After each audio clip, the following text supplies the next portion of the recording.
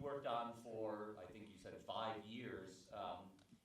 What was the need in you to tell that story? Well, I was very, very impressed by the man the first time I laid eyes on him when he was elected in December 13. But I didn't think I was going to make a movie with him. I mean, I could imagine making a movie about Quincy and Mr. Rogers and Jane Fonda, but the Pope, come on. He's out of reach. Until I got a letter from one of his collaborators saying, could you consider coming talking with us about the possibility of making a film on the Pope? And I went, and I realized I could make a film on my own. I wouldn't be restricted. It wouldn't be financed by the Vatican. It'd be total freedom, and I would have privileged access. So I said yes, because actually most of our documentaries have started this way. Ray Kuda asked me one day, "Are you coming with me to Havana? I met these old men, and you should see them." Hey, I didn't even know them. And Pina kept asking me, "Wim, somebody has to film my stuff, and nobody can do it. You like it so much, can't you come up with something?" So, and Sebastião Salgado came to me and said, "Hey, I'm started a movie with my son, but we can't get it together, and actually we're only fighting." So I came in as a family therapist. So most of my documentaries are sort of on invitation. Strangely enough, I mean, really, Nick Cave asked, come on, and I'm not going to go in. So being asked by the Pope is, yeah, you don't say no. Absolutely. Understandable. Rashida, maybe the answer seems obvious to making a film about your father, Quincy Jones, along with Alan Hicks. But in some ways, maybe it's not obvious. I mean, here's a person that is part of your life, and in some ways that makes it easier to make film. In some ways, it makes it harder to make a film. So I wonder, for you, what was the need you had to make that film? Well, I probably should have just called Mr. Vendors and asked him to come make the film, but I didn't. I think the impetus for me was that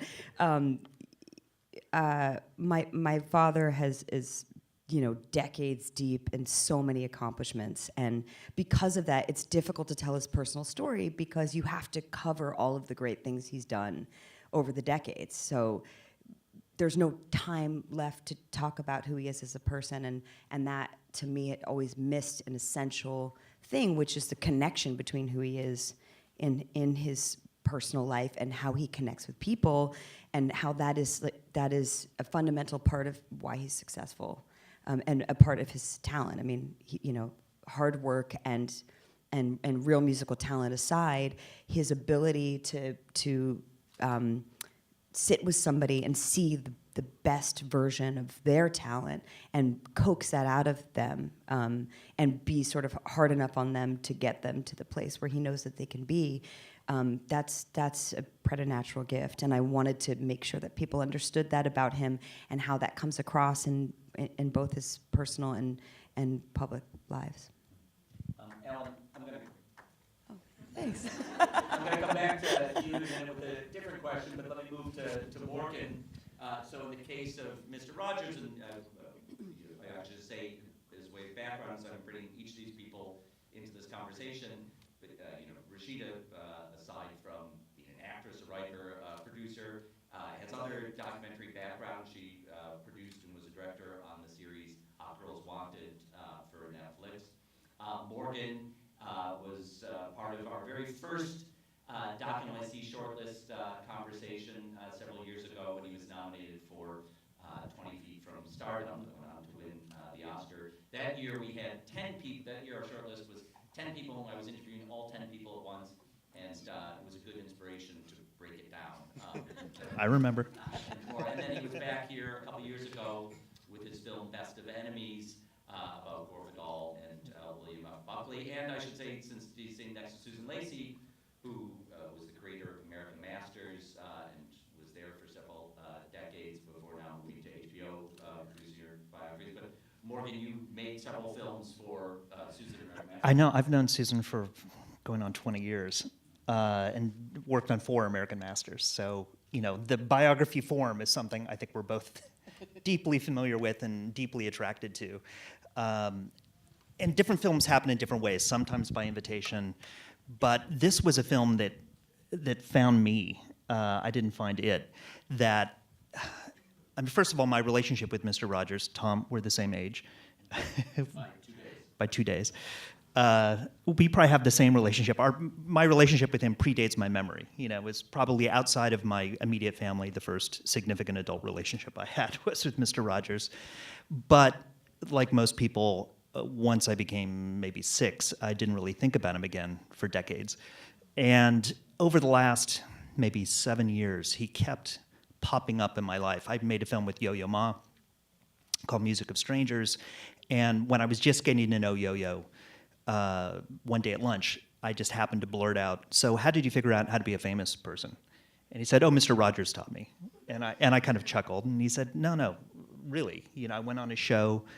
I was young. He saw I was struggling with this kind of notoriety, and he spent years mentoring me to show me how to use fame as a positive force and a force for social change, and not something that was going to ruin my life. And that was the first seed of many over the past number of years, where every time I came across Fred Rogers in pop culture or a viral video or anywhere else, and maybe it's because I'm a parent now, that it just kept hitting me in a different way and feeling like it moved me. It moved me emotionally, it moved me intellectually. It was like, where's this voice today? How do I get more of this? And that was really the instinct that finally, about 2.5 years ago, led me to say, well, maybe I should make a film about it. And that's how I got here. Susan, you've made films about many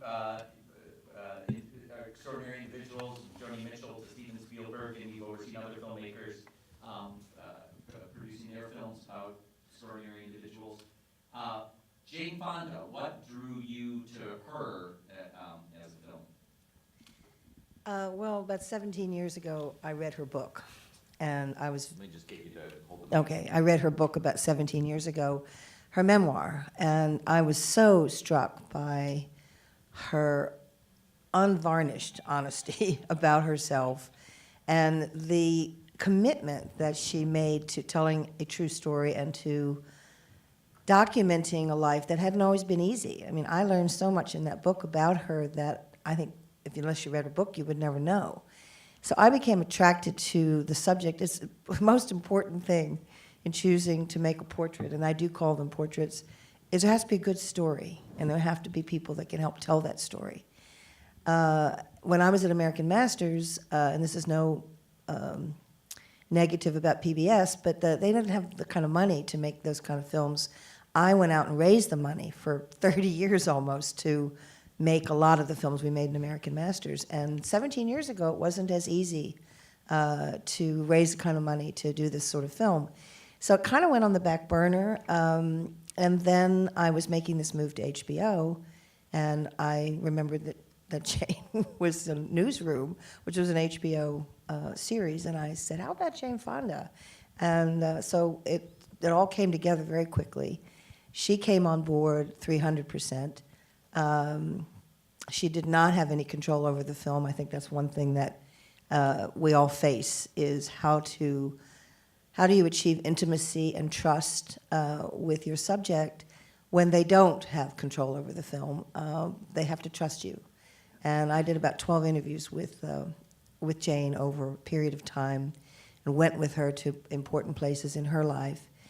What drew me to the story was there is so much in it that I, as a woman, related to. And I figured if I did, a lot of other people were going to relate to it too, and that has turned out to be true. I don't know how many people have seen the film, but she covers everything from, difficult relationship with emotionally unavailable parent, the suicide of another parent, difficulties with motherhood, with learning how to be a mother, and how that affected different relationship with two of her different children, body image issues, if you can believe that her father thought she was fat, and that drew her to bulimia for close to 30 years. Just on and on and on. Unfaithful husbands. There is something in Jane's story that I think everyone can relate to. And she found her voice through activism.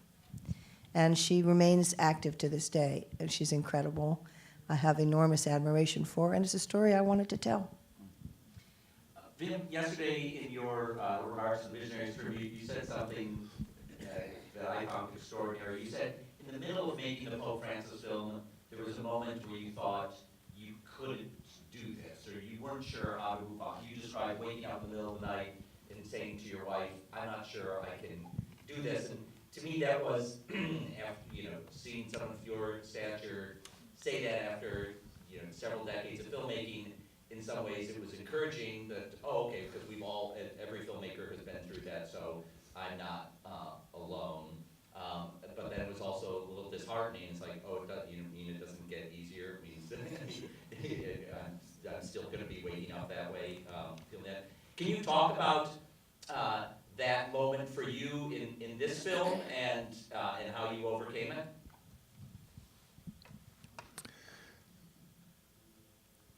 In this film, it hit me more than in others. I mean, we all know that feeling. We have a responsibility towards somebody's life, towards either a living person, in your case, and in your case, or towards somebody who's no longer with us, and that is a huge responsibility. And we all work in the same field, all of us here, we're working in the field of the human face. I mean, if there's one element of cinema that's really dominant since the beginning, it's the face. I mean, that's the one landscape or canvas that really dominates cinema from the beginning. And if we only had close-ups, we could almost do any movie. Not quite, but almost. And in that face, we find so much, and the whole story of somebody is in the face. And if it's not in the face, you can't make the movie. Don't worry, you can close it. Push that button on the right side. So, and you have a responsibility towards everything that's in that face. I've not seen Jane yet, but I saw Mr. Rogers and Quincy. And the responsibility you have towards your father's face or towards Mr. Rogers' face, all the goodness that is in Mr. Rogers' face, as a filmmaker, you have to live up to that. And you have to live up to Jane's amazing biography. So, and that can be scary. That is scarier than a fictional film. In a fictional film, you have a story, you can live up to it or not, but nobody's hurt. But in our job here, we have a huge responsibility. That face on the face, that person trusted us, and we have to do justice to the goodness or the genius or the courage in that face. And as a filmmaker, sometimes you have to struggle to get there, to say, yes, I did justice to it. And that is tougher than any fiction, I tell you. So you evidently had a point where you were feeling real doubts about doing justice to it, and how did you overcome those doubts? It's a very delicate process because self-doubt, nobody can really help you with it. I mean, you have to deal with it on your own, and you have to be convinced that you did your best. And that helps if you are. But if you're not, and if you feel, I haven't been honest all the way, and I haven't been able to really give it everything I had, and I haven't found the proper structure, and that is very useful and helpful. If you make a portrait, you have to find the arch. And if you haven't found the arch, and if you feel that there is something in that face that you haven't caught and that you cannot really represent, what do? You doubt. And very often you only have your editor. Sometimes you have a producer, but not necessarily. And you have to keep fighting for doing justice to that person. And I don't know what the recipe is. In Pope Francis, I thought I hadn't done it for the longest time. And only in the very, very end it came together. Actually, because we insisted on having one last encounter. We had really agreed on 3 long sessions, and I edited for a year. And then I realized there was a few moments that I didn't have and that I didn't dare asking or that wasn't in. And so it was just the fact that we insisted we need one more time. And that made the movie. And that gave me the feeling that I had given it all I had. But not until that. Alan, let me draw you into this conversation. You were here 5 years ago on the short list with your first film, Keep On Keepin' On, a portrait of Clark Terry, the great jazz trumpet player, and his mentorship of another young jazz musician. And at that time, 5 years ago, you told me that you were starting to work, maybe already were into working with Rashida on this portrait of Quincy Jones. I want to ask you about this kind of moment that we're talking about now, when you're in the middle of the film and you're not sure, how it's going to come together. Can you describe a moment like that you might have felt in the making of Quincy and how you overcame it? Whoa, there's so many moments like that. With a movie of this magnitude, we knew going into it that we were going to deal with an immense amount of footage, and I'm a musician as well, so I was very aware of Quincy's career musically from a child, and so I knew we were in for a challenge, and then we decided at the beginning that we would shoot for at least 3 years in the verite style. So that came to about 800 hours worth of footage, and editorially that becomes something where only organisation can help you defeat that and to help curb the anxiety that comes along with that amount of footage. So we were able to really organise the footage, and then we discovered 2,000 hours worth of archival footage of Quincy's, and when you... Can I just ask you to tell the story you told last night about how Quincy unveiled to you his archives? Yeah. Well, that's a moment of anxiety for sure. Well, when we first started filming and traveling, we were traveling all over the world with him, and when we weren't traveling, we'd work in his archive in his basement, and he was that kind of person that was just like, yeah, have at it, go for it, and find whatever you want, So we spent about a year going through that archive, and we scanned, I think, about 20,000 photos, and ended up transferring hundreds and hundreds of VHS tapes and watching through all of this stuff. And we finally got through that archive and came up, and it was like a celebration to tell Quincy, like, oh man, we got through your whole archive. And Quincy said, oh, that's beautiful. But it's the vault, there's a vault. That's where the good shit is. You got to go to the vault. And we're like, oh my God. And so we went to the vault, and He was right. Yeah, That is where the good shit was. that is so all this 16mm film. There's all this stuff with him with Ray Charles and Frank Sinatra and Duke Ellington, and all these old interviews and Super 8 footage, and all these masters from his recording career. And yeah, that took us another 6 months, and then it ended up being 2,000 hours.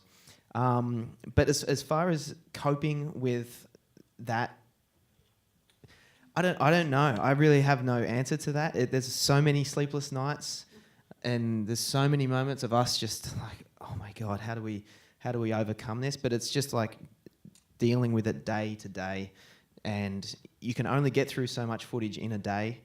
and that was it. Setting the goals to be able to, and then being able to isolate it into we're going to work on this singular scene and get this to a nice place, and then you'd get a little bit of relief, like, okay, cool. Now let's keep moving forward. But yeah, for a long period project like this that's excessive in content, it was all about just planning and being prepared. Morgan, when we're talking about volume of content, I want to ask you a question about that, because in the case of Mr. Rogers, there's also a great archive, and not to mention all the shows that you draw from in this film. You've worked on other films with voluminous archives, or maybe some films where you wish there were more archives. But when you are working with a massive amount of material, how do you process that as a filmmaker? Is it something that you as a director feel the need to see all of it, or is it something you can delegate, or how does that work? And I do love archive docs, and I've done many of them. I can't look at everything, of course, because there just aren't enough hours in my life to watch thousands and thousands of hours on every project. So part of it is just culling. So whether it's the producers, my editors, or in this case, my courageous assistant editor who watched 912 episodes of Mr. Rogers' Neighborhood to get it down to kind of maybe the 300 we should look at. So from there, it's just, there's a certain amount of kind of just separating the wheat from the chaff. Does that change the way that person talks? Yes. In fact, this whole production changed all of us. I'm not lying about this, that, we began the production a month before the election in 2016. And making this film was our way of coping with everything that was happening in the world. And 2017 was basically us living in the land of make-believe, being kind to each other, and thinking about these ideas. And it was this bubble that allowed us to exist in this proactive, productive, kind space. And it absolutely affected how we treated each other and how we thought about it. And hopefully that lingers for on and on. But I'd say the main thing I've come to more and more the longer I've been doing this is just thinking about intention. And, there's kind of a normal process of taking thousands of hours of footage and boiling it down to hundreds, into dozens, into, multiple hours. And this film, from the beginning, when I first sat down with Joanne Rogers, his widow, I said, I want to make a film about ideas, not biography. And she said, well, that sounds like a great idea, because Fred always said his own biography would be the most boring film ever made. But she understood, and we all kind of understood, that it was really trying to investigate these ideas. And in that way, we came up with this idea of maybe 35 scenes in the beginning. Like, these are ideas we really want to tackle. And we said, well, let's just do that first. And we did, and we had 100 minutes. And then I said, okay, this is a good place to start. Anything else from this point on has to fight its way into the cut. And we definitely lost scenes and added scenes, but starting with this idea of what do we want to say, and not, part of the danger with archive is you get seduced by the new shiny thing, and you kind of lose focus of what you actually wanted to say in the beginning. So really thinking about the intention of what you want to do, I find hugely helpful, and time-saving. So Susan Morgan's talking about structure. Vin said something about structure, finding the structure to give you the confidence of making the film. In your film, the structure is built right into the title, Jane Fonda, A Life in 5 Acts. And I wonder when you arrived at that as an idea. First of all of your films are amazing. I don't know why you didn't make an 8-part series on Quincy. Did you ever think about it? I'm curious. We did, but I think we wanted to make like the comprehensive movie. Would have been tough. Yeah. The notion of Jane in 5 acts was actually there very much from the beginning for me, because one of the things she said in her book, and it's in the trailer, she divided her life in 3. She divided her life in 3 acts in her book, and so the notion of acts was kind of embedded for a long time. And then it was very clear to me as I did the interviews with her that her life, and she says it, was very much defined for a long time by the men in her life. First, her father, from whom she sought approval her entire life, and then her 3 husbands, who couldn't have been more different. And the 5th act is Jane, where she becomes, as she says, a fully realized, a fully actualized person. So it was there very much from the beginning for me, but the notion of acts actually started from her book. But that idea of that each time we are making a film that we face that moment of, oh my God, can I really pull this off? Because I think, I agree with you, that the art of portraiture, you have a tremendous responsibility, not only the person you're making the film about, but the kind of context of that film. And creating a really good portrait has a lot of layers in it. And we create for ourselves these very high expectations of how we're going to create those layers in the film, which can't be visible. They're invisible. And it's really hard. It's really hard work. I mean, I think we all know that. And there's a moment at every film I've ever made, and they're all very different, that I am sure I am not doing that. And the person I'm going to most disappoint is me. So I always have that moment that I go, I don't think I'm ever going to be able to do this. And I always say to my husband, should I leave country now or wait until the film has come out? And I think we all feel that because it is a tremendous responsibility. And they're all different. And the other thing is finding the right tone. And that comes very much from the subject, I think, don't you think? I mean, the tone of the 100%. film is, and they can't all be the same. I mean, part of the problem with biographies is there's a big, born here, did this, did that, and then, whatever. That's not how you make these films. You have to find a different kind of structure to make a real portrait. And I love doing it. When you're making these portrait films, in order to get to the good stuff of a life, you got to get to the complicated stuff of life, and sometimes be asking hard questions, maybe the questions you're afraid to ask, afraid to confront, but kind of need to get asked in order to do justice to that life story. And also, ultimately, that the audience is going to, be wanting you to ask that question, even if it's the hard question to ask. I'd like to ask, each of you about asking those hard questions, either on on your new film or another example. Rashida, let me start with you. When you were thinking about Quincy's life, was there a question that you wanted to ask or wanted to, extract somehow that that you were maybe afraid to ask? Well, I think when we started, I started filming very clumsily about 6 years ago, and then I begged Al to come direct with me a couple years later. But a big thing for us while filming was watching his drinking. And, my dad has drank his entire life. He's pretty moderate about it, so it's something that you wouldn't necessarily pick up on unless you spent a lot of time with him. And it was worrisome to watch him travel and work and party and drink and stay up all night and not get any sleep. And he's now 85, so it's difficult to watch as somebody who loves him and a daughter. During the course of the film, for those of you who haven't seen it, I won't ruin it, but he definitely suffers some health crises, not for the first time in his life. I mean, he did even before I was born. He suffered 2 brain aneurysms, but that happening in real time while we were filming, when we wanted to address the question of that and the role that plays in his life, was challenging. There's a huge ethical question there about what you include in the film. And we did film in the hospital, and really originally the reason to film in the hospital, my brother and I took some footage, was to show him, God forbid he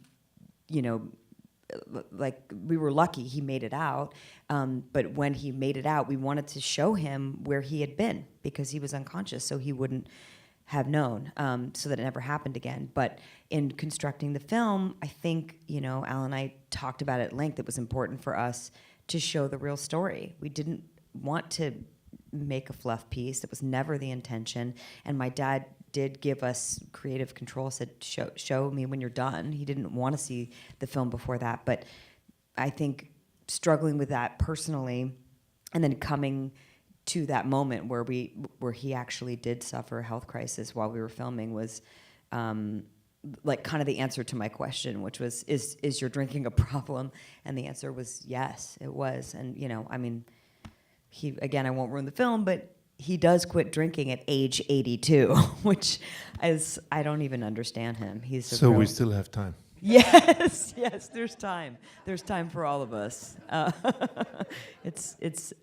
he's also, there's no one like him. I don't quite understand how his brain and his heart work, and he's an ox, which I'm so grateful for. But that to me was probably one of the biggest challenges of the film, was like what to include, how to include it, how to do that with grace, and to accurately portray him.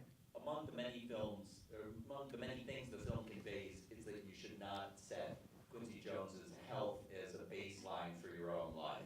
Or anything he does, really. I mean, I know people feel lazy after they see this movie, but Lionel Richie says in the movie, don't try to do what he's doing. It really is not. It is a dangerous way to live. It is an extraordinary way to live, but just nobody can do that. I mean, he's his own universe. Vim, let me ask you about this question of asking a tough question, either in the Pope film or in another film. Time you confronted that and how you dealt with it. Well, you see this in all our answers so far. We have to immerse into the universe of that person, and you can't immerse without getting to the difficult or sore points. You cannot avoid them. With Pope Francis, it was definitely the question on pedophilia. It was the whole context of the gay community, and he answered this honestly and straightforward and with courage. I was disappointed a little bit, I must say, on his answer on the role of women, and I realized he was caught too much in the rules and regulations, so to speak, of the church, and so I wasn't happy with that answer. And he realized that, and I asked him the next time again, and he at least was able to define the part of women today in a positive way. But I realized there was a sore point, which is the part of women in the church. And that just remained like this. And you have to live with that your hero in this case has his weak points or his ideology. And of course, and you said that about Mr. Rogers, we talk about the goodness of somebody, and you cannot keep the flaws away. I mean, with Quincy as well. And the more we immerse, the more it rubs off on us, and all of us go through that process. And only if it does rub off, we have a chance to have it rub off on the audience. So we need to really submerge, and we need to get involved with the weaknesses of our characters and their flaws, and only then I think we can say, yes, we've done our job. Because only then, if we immerse, the audience can immerse, and I think that's the crucial thing. And you cannot immerse if you keep out the difficult points. I think it's beautiful in Quincy how you face the sore points of his life. I met him a few times. Actually, one of the most amazing moments of my life was with Quincy. May I quickly say that? I mean, it just doesn't have anything to do with this. Do you know the Brandenburg Gate? It's a symbol of Berlin. It's where the wall fell, and on the Brandenburg Gate is that quadriga, right? It's the 4 horses and an angel riding it. Can you imagine your father sitting on my director's chair on Brandenburg Gate, under the quadriga, sleeping. Yes, I can imagine that. Yeah. I have a picture of it. Quincy on the Brandenburg Gate, sitting, covered in many blankets, sleeping because, well, it's a long story, but anyway. It was the most amazing picture I took of a person. I want to see that. Yes, I send it to you. Not the vault, it's in the other vault. Yeah, you're right. It's in Vim's vault, which is Oh a whole yeah, different movie. those vaults. The Vatican had those vaults as well. Thousands of hours. So I feel, I mean, I don't know who of us had to go through longer research. Thousands, you said? You couldn't even watch the 900 shows, right? And with Jane, I can't even start to begin. Incredibly documented life. Yeah, over documented, maybe when she was young. So, I mean, we're dealing with people who are documented. And then to find a document that transcends that documentation, I think that's the toughest part of our job here, I think. Susan, let me ask you this question about asking a tough question of your subject, because Jane Fonda is very revealing. She's processed a lot of her life, but there are some complicated parts of her life. There's some contested parts of her life politically, particularly around her activism around Vietnam. Well, for you, what was the toughest question to ask Jane Fonda? Well, obviously it was about Vietnam. What I've learned in making these films, and you're quite right, I mean, we cannot ignore everybody's complicated, and we can't ignore the complicated parts and still make a true portrait. What I've found is I do a lot of interviews, and you don't start the first interview with Steven Spielberg and say, tell me about your difficulty with your father. You know, you get there in about interview 8. And I waited a while to discuss Vietnam with Jane. I wanted her to feel safe because she's still pretty prickly about some of that, and it was complicated for me. I certainly understood the anti-aircraft gun. That was a mistake. She admits it was a mistake. But I had famous incident where she was photographed in Oh, Hanoi. yeah. She- North yeah. Vietnamese. Yeah, or young I people. just assume everybody knows about that. But yeah, she went by herself at the invitation of the enemy and was photographed sitting on an anti-aircraft gun. And it was a really big mistake. And she admitted it was a big mistake. But she had some very complicated issues around the POWs, and which I had a hard time understanding. And we did 2 big interviews about Vietnam. But you know, I really mean that if you build trust, eventually you can get to those places, because the intent in all of these is to get to the emotional core of the story, and you can't do that if you're just frothing over things. But it is hard. I know that when I was doing the film on Leonard Bernstein, I was very concerned about his family, who I got to know, and I loved this character. He was not alive when I made the film. But I was very concerned about how to present the complications of his life. In particular, I mean, he was the most complicated man ever, but in particular, his conflict between whether he was a family man or a homosexual, and how his family was going to handle that. And again, you don't do that right off the bat, but it also helps it also helps for there to be time. People always ask me why I waited so long to make a film on Leonard Bernstein, which I think I started the American Master series in order to be able to do. And I said, because everybody had to have therapy, 10 years of therapy first, before I can make this film. So people also have to be ready to go there. And you have to find the right time. Morgan, in the case of Mr. Rogers, he was deceased by the time you started making this film, so it's not like you're interviewing him. Were there other tough questions that you felt you had to ask people in his life? Yeah, I mean, I think Susan's right that you save those questions for the end. You know, and it's not just because you don't know how it's going to go, but it's because you're at maximum trust at that point. And I've had every which experience on different films. The Mr. Rogers film, it was the strange thing about it was I mean, the last thing any of us ever want to do is kind of hagiography, and because it's two-dimensional, and people are complicated.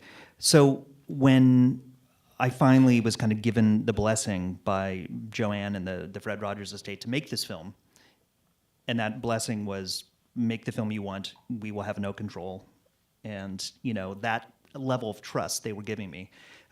With that trust, Joanne Rogers said to me, "Don't make Fred into a saint." And I thought that was so interesting, because in one way, he's the most sanctifiable person there is. I mean, but what I took that to really mean, I thought a lot about it in different ways, is that he struggled very much as almost like a tortured artist, trying to figure out, am I doing enough? He was riddled with doubt from his earliest days to his deathbed. And in the popular conception of him, he was somebody who was just this kind of two-dimensional version of goodness and kindness and niceness, not understanding both the willpower and the struggle that went into that. And I think for us as an audience to treat him that way keeps him in that two-dimensional box. And it also doesn't ask the audience to have to measure up to it. It absolves us as an audience from having to try and struggle to do good works too. So I felt like for all those reasons, it was really then drilling down into things like the memos and the letters and then talking to Joanne and the boys, his sons, who had never done an interview before, to understand more of the human that was there and not the image which we all had. And I'm sure we would all agree, there's nothing you want to hear more from your subject's estate than don't make him into a saint, because it's that permission to actually be honest, which is all we're trying to do. Can I add one thing? That I mostly make films about people who are creative, in the creative world, and their work, and that combination of bringing that life together with the work and understanding where it comes from and all that is a big part of what I do. And so a lot of times I face the question of criticism. Every artist has critics, and sometimes they are valid. And I find that one of the thorniest things to do, is because you have to include it, but you also don't want your subject to hate you at the end of the film. So it's a balancing act. Yeah, I call that inoculation interviews. I mean, because it's the perfect thing to do if a film, and I can think of a lot of films I've seen that I wish had this in it, but I've given this advice to other people too. Take somebody who disagrees with the premise of your film and put them in the middle of your film. And your film will build antibodies, and it will build dimension, and it will conquer those things. It's important to do that. And in fact, I've done that in other films, people who 100% disagree with the premise of my film. And they're some of my favorite things I've ever put into my films. So I think everybody, ultimately your subjects. One example of that? I mean, I made a film called The Cool School about the LA art scene, and all these artists, Ed Richet, and all these people who had kind of built this thriving West Coast art scene, who had been struggling against the kind of the dictatorship of the New York art scene. And I interviewed Ivan Karp, a legendary New York gallerist and legendary critic of LA art, who ripped to shreds every LA artist and still believed there was no such thing as art and culture in California. And putting him in the middle of the film let you understand exactly what all these artists had been going through and are still going through in terms of getting recognition. I was going to pick up on something you just said, because all of us loved our subjects. So we have affection for the people we spent years on, and that is the biggest difficulty, I think, of our profession here as we are sitting here, to find a language for affection. Because the one language that is clearly established in television and movies is the language of the critical distance. That is relatively easy, I must say. I don't want to bash it, but it's relatively easy. But to find a language of affection that does in itself has an attitude towards that person is much more difficult. It is, and you exactly at that border when you ask the difficult questions and when you have the trust, you still have to find a language for that affection. And if you don't have a language, it's just, well, you're just adoring somebody, and that is not good enough. It's not good enough if you just adore Mr. Rogers. And you did that so beautifully, because and I'm happy to find out that his wife thought he shouldn't be painted as a saint, because he probably lived with a saint. But to find a language of affection is really one of the hardest jobs in the documentary field. It's quite easy to distance yourself from something, but to be close to something and like it and not be just glibberish, that's difficult. And I really adore your films for that. Tim talked earlier about the landscape of the face and how that is critical to all these films and probably all films. And that is such a key building block of any biographical film, is how you're going to conduct an interview, how you're going to frame that subject in an interesting way. Alan, you talked about your intention from the beginning to film this portrait of Quincy in an observational way, as opposed to sitting him down with a viscous plant behind him and do an interview. Can you talk about the visual approach that you took to this film to capture the landscape of the face that Vin was describing?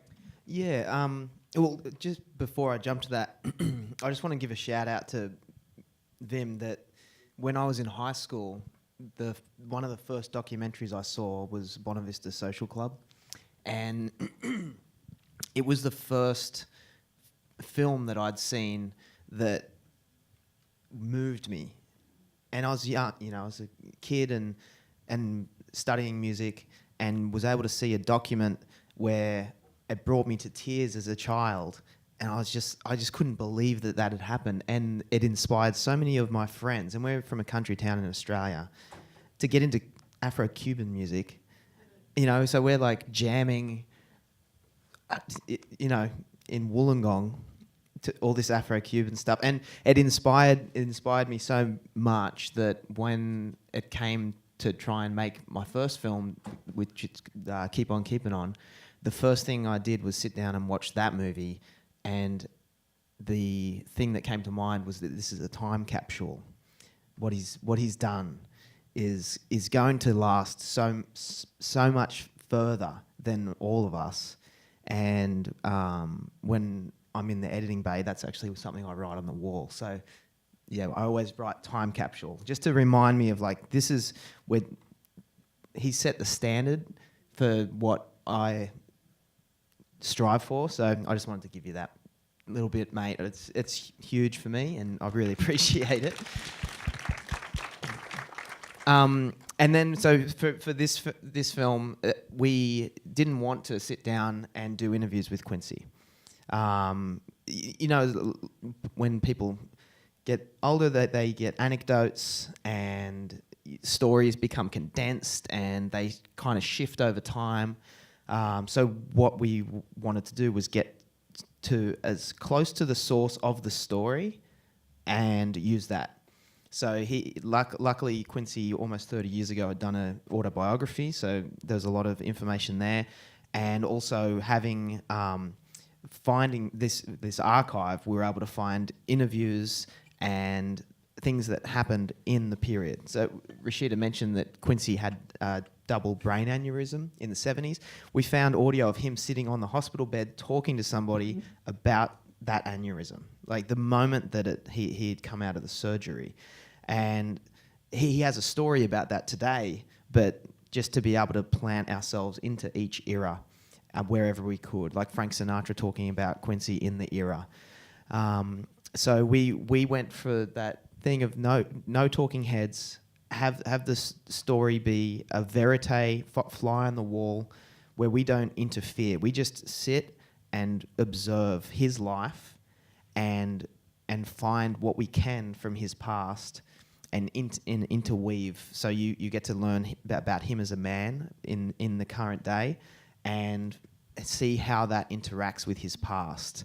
And there's just some crazy stuff, like him in his past. One of the things, his grandmother is an ex-slave, and he grows up eating rats, and then you see him working on this museum, the African American Museum, and that's his big thing in the current day. Is like his goal after he nearly dies is to try and do this huge concert and celebration of the African American people, and to see that relationship from his past, where he came from, and then something that's in verite, and you can hopefully understand like why he's so passionate about what it is in that day, without us sitting down and asking, why are you so passionate about, so that was our approach from the beginning, is to just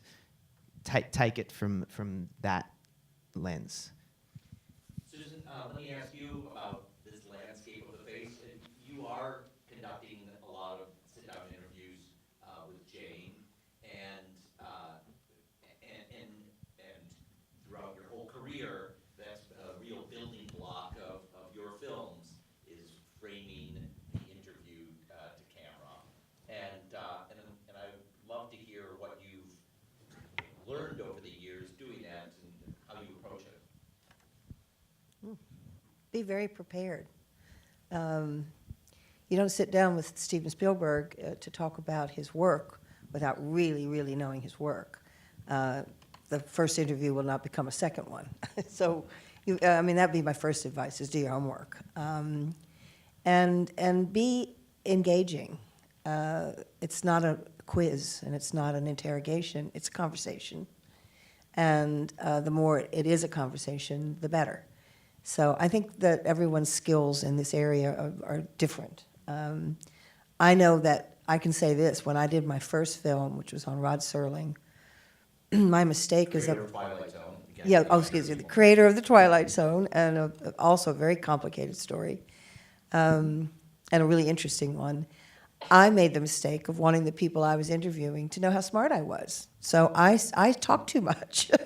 And when I read the transcripts, I go, what a jerk, And so I learned over the years to not say very much. Ask really good questions, know what you're going for, know what a good follow-up will be, because you are informed and prepared, but not say too much. And that's a hard lesson to learn, actually. Don't you find a little bit? Sometimes you actually want to say stuff. Sometimes you should play dumb, too. Yeah. It's very helpful. Yeah. And I don't know that I have too much more to say on that subject. Just don't sit down with... These are extraordinary people that we're making films about. And you really know your subject. That's a very good answer.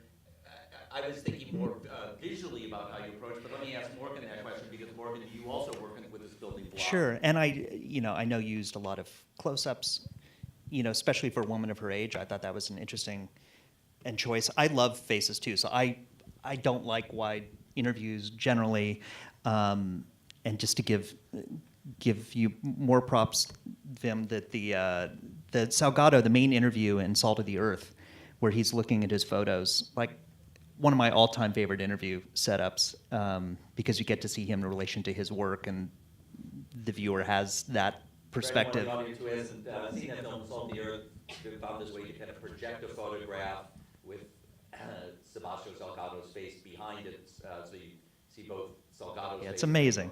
It's amazing. For this, it's the first time I've ever done interviews where people are speaking direct to camera.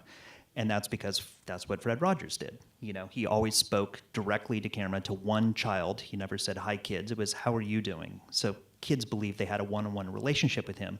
So taking a page from that, I wanted every interviewer to be, or interviewee to be speaking kind of directly to the viewer. So it felt like it was this direct, very kind of intimate connection, which, I was very happy with. But ultimately, just to pivot a little bit, something that I keep thinking about as we've been talking about these things today is that people don't think of documentaries as being about us as filmmakers, because we are documenting other people's lives. But I feel like more and more in hearing what everybody's saying, particularly what Susan's saying, is I've come to realize the longer I've been doing this how much autobiography is in this biography.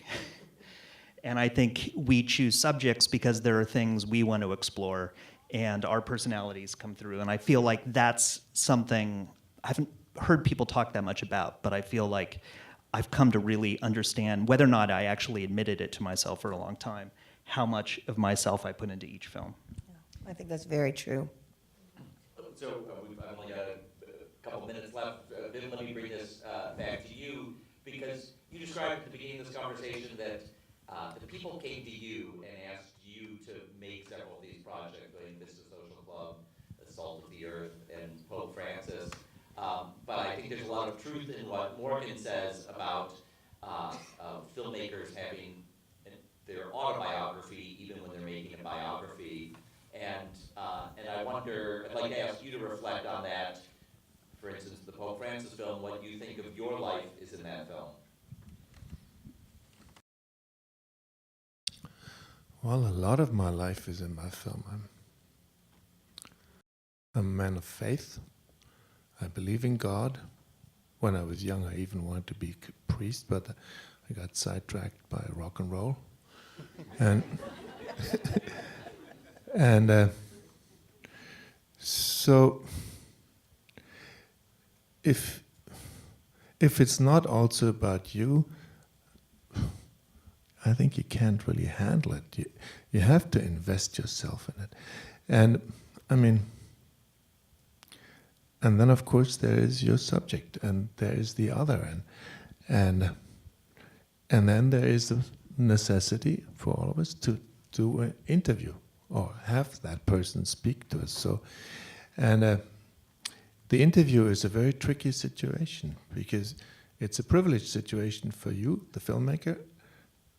You sit there with your subject and you look each other into the eye, and automatically the audience becomes the third party.